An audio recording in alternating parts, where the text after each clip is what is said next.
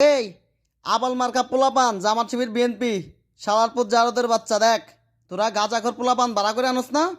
তোদের আব্বা কি কয়? তোদের আব্বা চিনছোস? জানোয়ারের বাচ্চারা, তোদের বিচার একদিন করাইবো, ঠিক আছে? বাংলা মাটিতে তোদের বিচার করাইবো।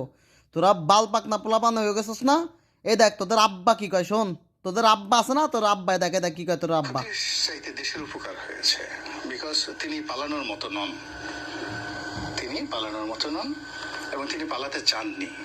তিনি এরকম চরিত্রের মানুষ, জনগণ তাকে ওই গণভবনে পিটিয়ে তাকে মেরে ফেলবে, তারপর তিনি সেখান থেকে যেতেন না। যারা ওখানে ছিলেন তাদের খবরের মাধ্যমে আমরা জানতে পেরেছি যে তিনি একেবারে সরাসরি তার এসএসএফ এর মাধ্যমে তিনি ফাইট করতে রাজি ছিলেন, এবং ওখানে সেনা প্রধানকে এসএসএফ এর মাধ্যমে গুলি করে মারার ব্যাপারে তিনি সিদ্ধান্ত নিয়েছিলেন।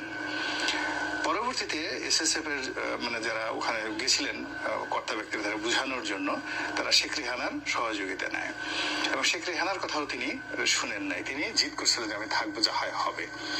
এরপর যখন জয় পুরো বিষয়টি হ্যান্ডেল করেন, এবং তিনি যখন বুঝান যে আপনি এখানে যদি থাকেন দেশের মানুষের ক্ষতি হবে, আরো হতাহত বাড়বে, এবং এই গণভবনে আপনাকে যদি এইভাবে করে, এবং ঘটনা যাই হোক না কেন আওয়ামী লীগ সবার ক্ষতি হবে। ফলে সেই জয়ের কথা সে কনভিন্স হয়ে, দেখছস সবার ক্ষতি হবে এটা চিন্তা করে আমার নেত্রী গেছে। আর তোরা কি বলো যে সে পালাই গেছে? শুয়োরের বাচ্চারা, তোরা 15 বছর ধরে বাল ফেলাইছোস। তোরা নিজে কমেন্ট করবি, খানকির পোলারা 15 বছর ধরে আওয়ামী লীগের বাল ফেলাইছোস তোরা। আর এই সুযোগে তোরা কত কিছু করে ফেলাইছো।